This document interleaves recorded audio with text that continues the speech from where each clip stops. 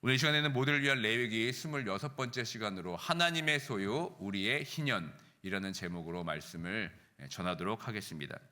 사랑하는 성도 여러분, 오늘 우리는 참으로 뜻깊은 자리에 섰습니다. 지난 60일 동안 60년의 은혜를 감사하며 달려온 60일의 무릎 기도 대장정의 마지막 날이 바로 오늘입니다.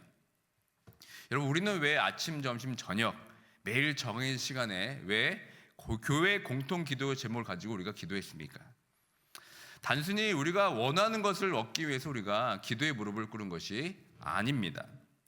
우리가 60일 동안 무릎을 꿇은 진정한 이유는 내 인생과 우리 교회의 진짜 주인은 내가 아니라 하나님이십니다 라는 사실을 우리가 온몸으로 온 공동체가 함께 고백하기 위해서 우리가 기도의 무릎을 꿇은 것입니다.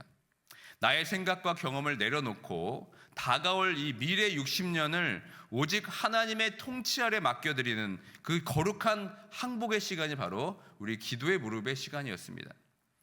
그런데 오늘 이 기도의 마침표를 찍는 날에 하나님께서 우리에게 주신 말씀은 공교롭게도 레위기 25장의 안식년과 희년에 관한 규례입니다. 하나님은 오늘 이 본문을 통해 우리에게 아주 중요한 질문을 던지십니다. 너희가 60일 동안의 기도의 제단을 쌓았느냐? 그렇다면 이제 너희의 어떤 삶의 환경에서 경제 현장, 너희의 비즈니스 테이블에서 그리고 너희가 만나는 모든 관계 속에서 내가 주인임을 증명할 수 있겠느냐? 오늘 이렇게 우리에게 물어보시는 겁니다. 성도 여러분, 우리가 흔히 생각하는 경건은 성경책을 펴고 기도하는 어떤 추상적인 모습에 머물기가 쉽습니다. 하지만 오늘 본문은 진정한 경건이 가장 우리 삶의 현실적인 경제 현장과 이웃과의 관계 속에서 직면되어야 한다고 오늘 가르치고 있습니다. 그러니까 기도의 무릎으로 꿇어서 우리 얻은 은혜를 삶의 현장에서 어떻게 자유의 회복의 열매로 맺을 것인가를 보여주는 이 세밀한 설계도와 같은 오늘 말씀 앞에 한번 우리의 자신을 다시 한번 정직하게 세워보길 원합니다. 오늘 우리가 마주할 레위기 25장은 안식년과 희년이라는 정말 이 세상에서 보기에는 참으로 말도 안 되는 파격적인 경제 원리를 우리에게 가르쳐주고 있습니다. 본격적으로 우리가 말씀을 나누기 전에 도대체 이 제도들이 무엇인지 한번 본문을 통해 잠시 살펴보고자 합니다. 먼저 이 안식년입니다. 1절부터 7절까지 기록되어 있는데 하나님은 6년 동안 땀 흘려 일하게 하시고 7년째에는 땅을 온전히 쉬게 하라고 명령하십니다. 그 해는 씨를 뿌려서도 안 되고 저절로 자라난 열매를 저장해서도 안 됩니다. 이것은 여러분 단순한 휴무가 아닙니다. 내 노동이 멈추어도 하나님이 친히 먹이신다는 그 공급의 신앙을 훈련하는 아주 거룩한 멈춤의 시간입니다. 그리고 여기서 한 걸음 더 나아간 것이 무엇입니까? 바로 희년입니다. 8절부터 12절까지 기록되어 있는데 이 안식년이 7번 반복된 뒤 찾아오는 이 50년째를 희년으로 선포합니다. 대속제일이 울려 퍼지는 아주 웅장한 나팔 소리와 함께 전국에서 이 자유가 선포됩니다. 그러니까 빚 때문에 남의 손에 넘겨졌던 땅이 이제 제 주인으로 돌아오게 되고 종이 되었던 자들이 이제 가족의 품으로 돌아가는 위대한 회복의 날이 바로 희년입니다. 근데 여러분, 어떻게 이런 파격적인 제도, 이 말도 안 되는 제도가 가능했겠습니까?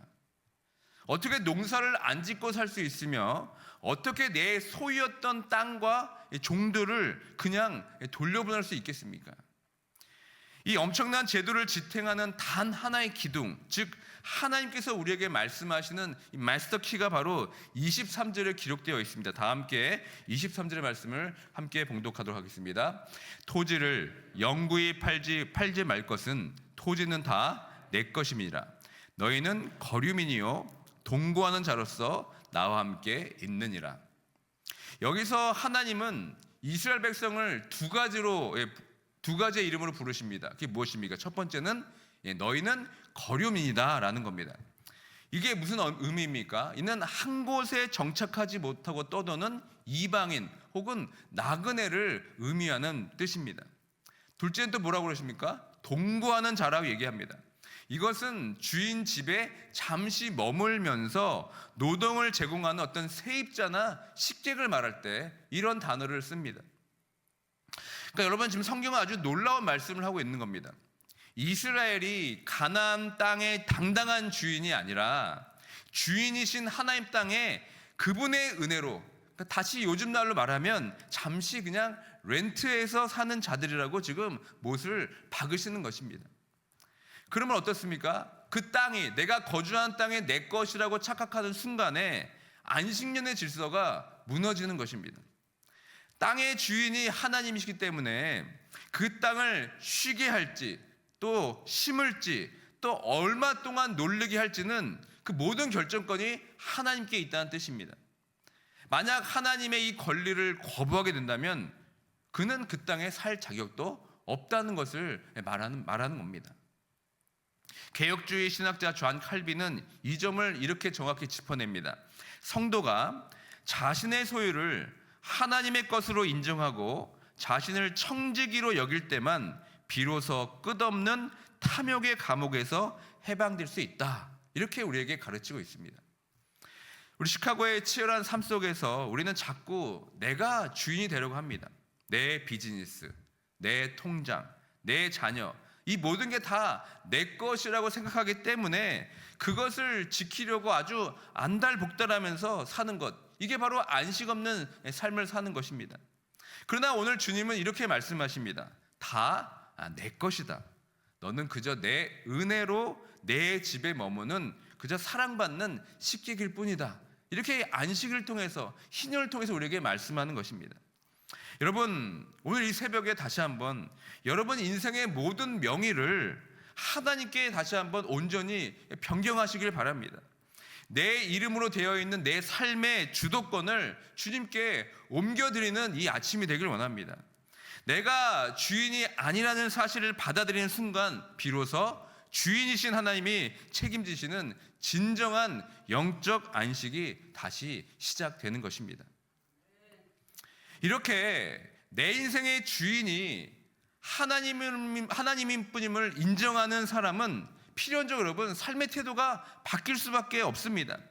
땅의 주인이 하나님이시라면 그 땅에서 함께 살아가는 내 이웃은 어떻습니까? 내가 마음대로 부를 수 있는 수단이 아니라 주인이신 하나님이 귀하게 여기시는 나와 같은 동료, 세입자가 되는 것입니다.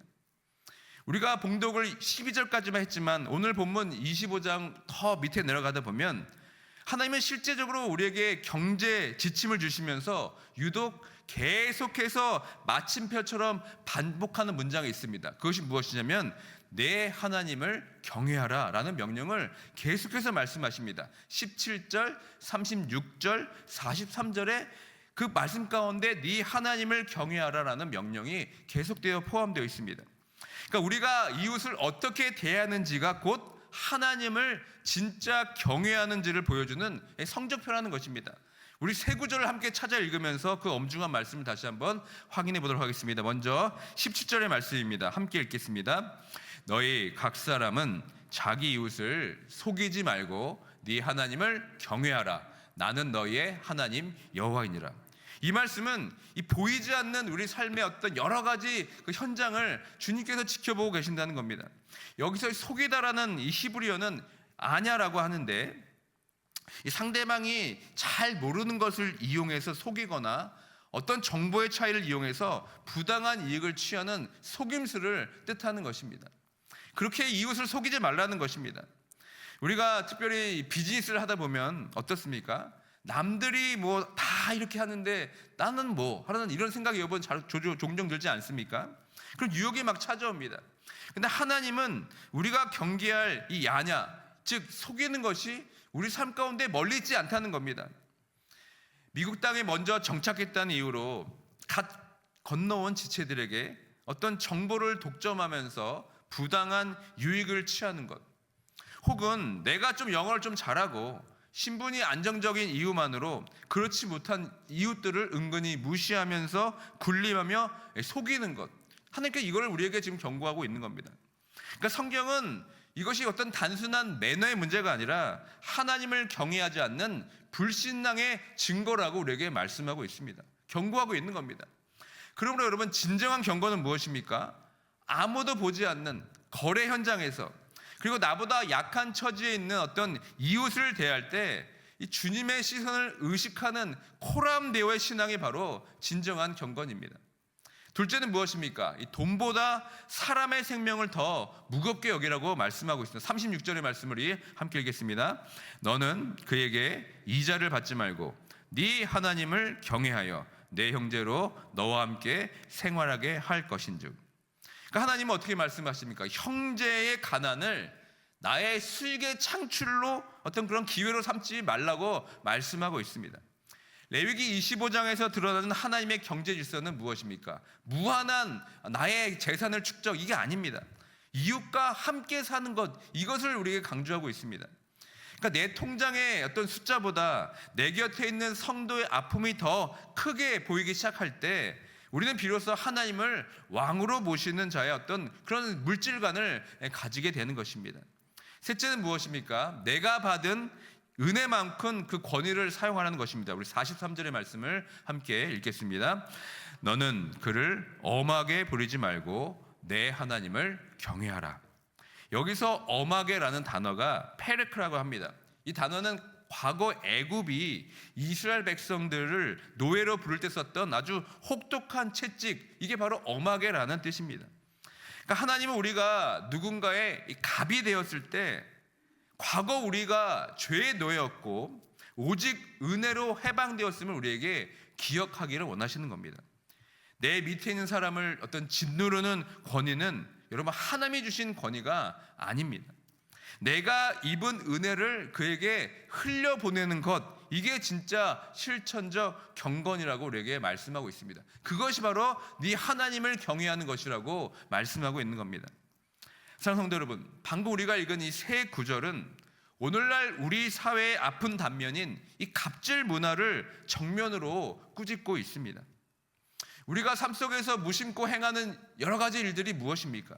하청업체나 거래처의 대금을 제때 지급하지 않고 미루면서 내 이익만 챙기는 것, 또 식당이나 세탁소에서 종업원이 실수했을 때 내가 그냥 돈을 지불하는 손님이라는 이유로 거친 말을 쏟아내면서 인격을 모독하는 것, 혹은 내가 부리는 직원을 하나님의 형상을 가진 사람이 아니라 그저 내 비즈니스의 수익을 올려주는 소모품이나 도구로 취급하는 것. 여러분, 이것은 단순한 매너의 문제가 아니라 무엇입니까? 하나님을 경외하지 않는 불신앙의 증거라고 오늘 우리에게 말씀하고 있습니다. 우리는 이 타락한 본성이 있기 때문에 조금이라도 힘을 가지게 되면 하나님처럼 군림하려는 속성이 있습니다. 그러나 참된 경건은 무엇입니까? 하나님을 향한 경외심과 사랑이 결합된 마음입니다. 우리가 하나님을 진정으로 사랑한다면 그분이 지으신 이웃을 결코 함부로 대할 수가 없습니다. 그러니까 우리는 여기서 아주 진짜 무서운 영적 진실을 마주하게 됩니다. 우리의 경건은 기도실에 어떤 무릎에서 시작되지만 그 진짜 모습은 어디 있습니까? 우리의 삶의 터전, 일터의 그 손끝에서 증명된다는 사실입니다. 많은 분이 야고보서에 보시면 행함이 없는 믿음은 죽은 믿음이라는 그 말씀을 상당히 부담스러워합니다. 하지만 오늘의 본문의 맥락 속에서 이 말씀을 다시 한번 떠올려 보십시오. 하나님을 경외한다고 하면서 내 곁의 이웃을 속이고 형제의 아픔을 돈벌이 수단으로 삼고 사람을 혹독하게 부리는 것은 살아있는 믿음에서 도저히 나올 수 없는 열매이기 때문에 그렇습니다. 여러분, 우리의 진짜 영성은 교회 안에서 있는 것이 아닙니다. 교회 안에서 부리는 찬양과 예배가 아니라 여러분의 삶의 터전, 가게에서 또 여러분 사무실에서 만나는 가장 낮은 자를 대하는 태도에서 그것이 증명되는 것입니다. 사랑하는 여러분, 이제 우리는 레위기 25장의 가장 찬란한 복음인 희년을 다시 한번 살펴보기 원합니다. 사실 이 성경 역사를 면밀히 살펴본다면 이 희년 제도는 이스라엘 역사 속에서 온전히 시행된 흔적을 찾기가 어렵습니다. 인간의 탐욕은 50년마다 땅을 돌려주고 종을 풀어주는 이 파격적인 순종을 감당하기에 너무나 완악하기 때문에 그렇습니다. 그러나 이 실패한 것처럼 보이는 제도가 놀랍게도 이스라엘 백성 가슴 속에는 언젠가 하나님이 이루어 주실 완벽한 회복의 그림으로 깊이 새겨져 있었습니다. 내 힘으로는 도저히 이룰 수 없는 이 완전한 자유를 장차 오실 그 메시아가 반드시 이루어 주실 것이라는 간절한 소망이 그들 마음 가운데 있었습니다. 그래서 그 소망의 약속을 다시 꺼낸 선지자가 하나 있습니다. 누굽니까? 바로 이사야 선지자입니다. 다 함께 이사야서 61장 1절의 말씀을 함께 읽도록 하겠습니다. 주 여호와의 영이 내게 내리셨으니 이는 여호와께서 내게 기름을 부으사 가난한 자에게 아름다운 소식을 전하게 하려 하심이라. 나를 보내사 마음이 상한 자를 고치며 포로된 자에게 자유를, 갇힌 자에게 노임을 선포하며. 아멘. 여기서 이 자유를 선포한다라는 이 구절의 히브리어가 드로르라고 합니다.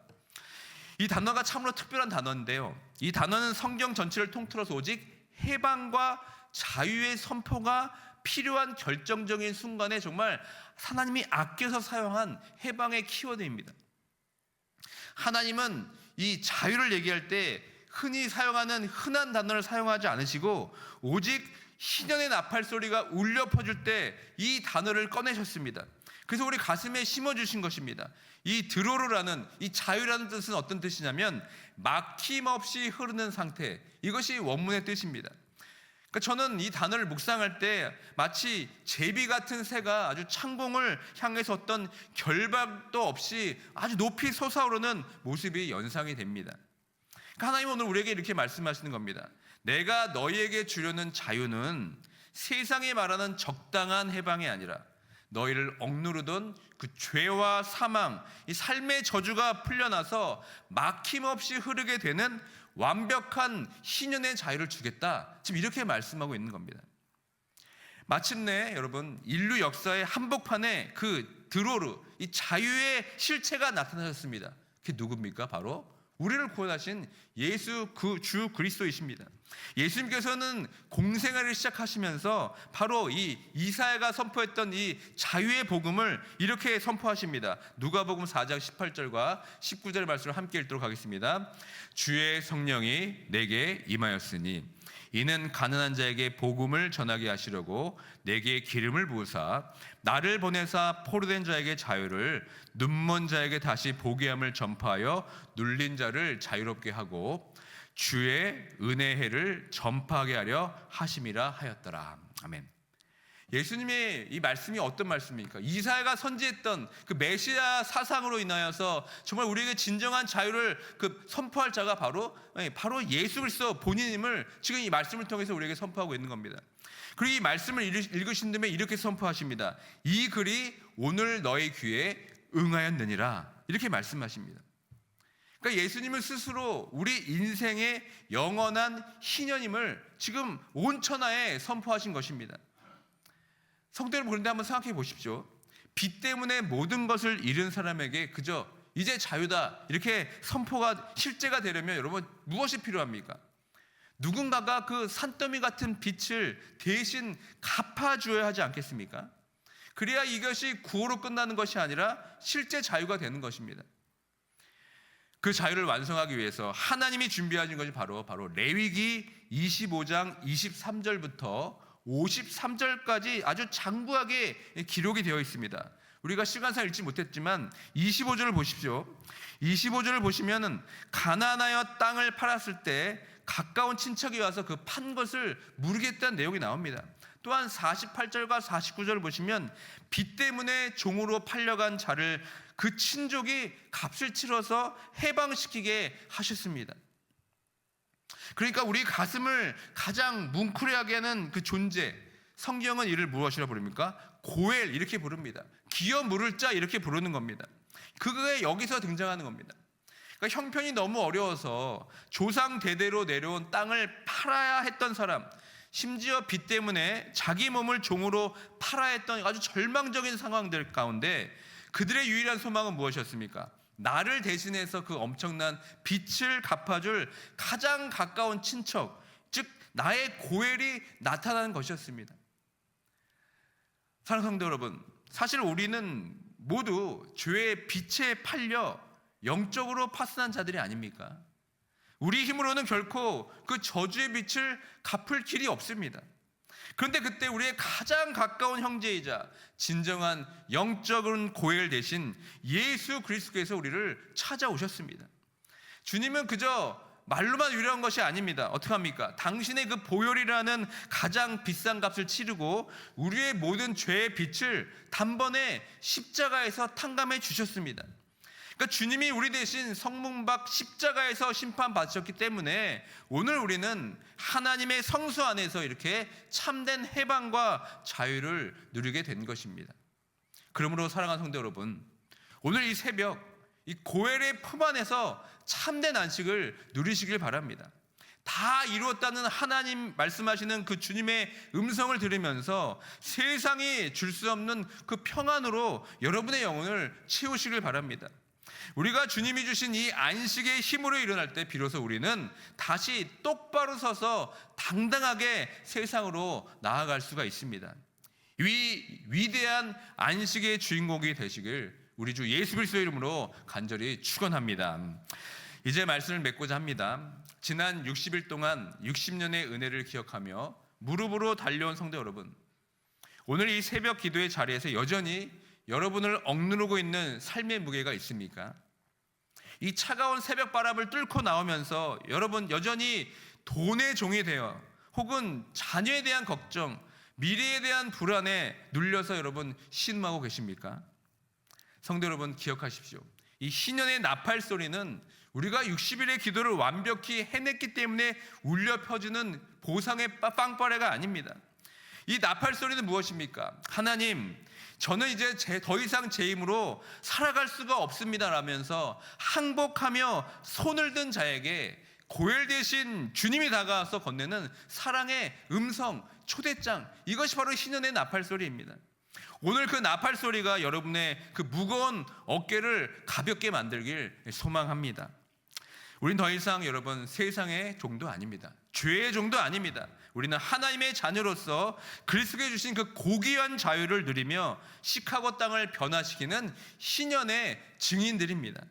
다시 한번 발업기는 기도의 무릎으로 시작한 우리 한인제일장로교회 60주년이 그리스도 안에서 정말 참된 해방과 회복을 경험하는 은혜의 희년이 되기를 주님의 이름으로 간절히 축원드립니다.